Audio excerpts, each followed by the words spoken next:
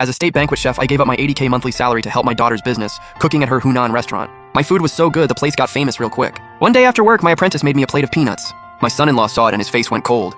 I explained my apprentice paid for it himself. We could check the cameras, but he ignored me. He turned to my daughter and said sarcastically, "Day and night on guard, but can't guard against family thieves." My daughter looked awkward.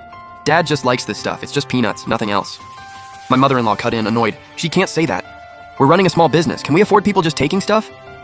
"He sneaks peanuts today, others follow tomorrow, then all rules go out the window." "You married into our family, you gotta think for us. If it doesn't work, just get another chef." My daughter looked at me awkwardly. "Dad, just apologize to everyone, let's drop it." Seeing even she didn't trust her own father, I slammed my chopsticks down. "I quit! Go ahead, get a new chef like your mother-in-law said." I ripped off my chef hat. My daughter, Shen Qingling, she had a hint of blame in her eyes. "Dad, do you have to make this hard for me? Can't you think about me for once?" My heart sank again. Here I am, a state banquet chef, stuck in this small place, getting only 1,000 yuan a month. They wouldn't spend on good ingredients, so I paid out of pocket every day, at least 10K a month. Even my apprentice's living expenses came from me. Pay was so low, last time the kitchen helpers almost went on strike, I had to slip them cash to settle it. Doesn't that count as thinking about her? My son-in-law Jiangju curled his lip and said sarcastically, "Dad, you mess up and can't take a little criticism? You're getting more confused." "Exactly," my mother-in-law chimed in. "Quitting over a few words, really? Have some responsibility." Little do they know, even in a small town, chefs start at 7-8K a month. A state banquet chef from the capital like me? At least 20K minimum. So that "just get another chef" line was meant to threaten and control me. But I wasn't having it. I scoffed. My whole life I've been honest and clean. Never been treated like this. Get someone else. I'm going back where I came from. Can't serve you high and mighty folks. My apprentice spoke up for me. Master always taught me, never take anything from the restaurant. So I bought those peanuts myself. Check the cameras if you don't believe me. But as soon as he finished, Jiangju glared at him. "Did anyone ask you? You're only stealing because you know the cameras are broken." My mother-in-law looked at me and said, "Look, it's not a big deal. Just admit your mistake like your daughter said. Why lie? So pointless." My apprentice was speechless. I felt humiliated, shaking with anger. I gritted my teeth. "Let me ask you, can I afford a plate of peanuts? And another thing, I'm Shen Qingling's father. So what if I did eat some peanuts? Don't I deserve it?" My question shut Jiangju and my mother-in-law up. They all looked at Shen Qingling, hoping she'd say something.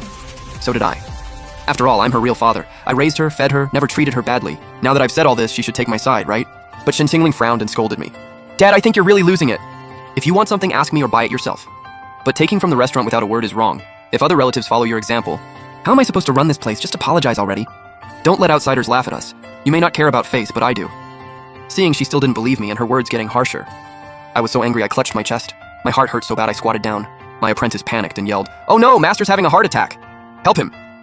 But Shen Qingling and the others were cold about it, even showing contempt. "You'd rather fake being sick than apologize? So stubborn. Can you give Qingling a break?" My mother-in-law thought I was acting because we hit a nerve. Jiangju joined in. Everything Qingling said was the truth. "Is this necessary? The economy's tough enough this year. If you start this bad trend, how are we supposed to keep the restaurant going?" Shen Qingling sighed. "Dad, stop making a scene. Just behave, okay? Get up and cook. Important guests are coming for lunch. If the food's good, we'll drop this whole thing. It's just peanuts. I'll let it go."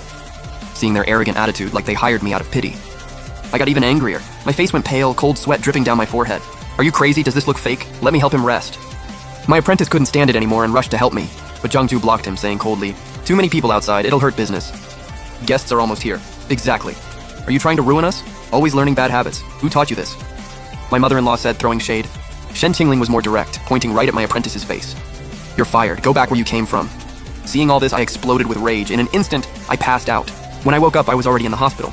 Only my apprentice was by my side. My own daughter? Nowhere to be found. A little later, while my apprentice was feeding me, my younger brother showed up with his hands behind his back. "Bro, Qingling told me everything. How long you gonna lay here?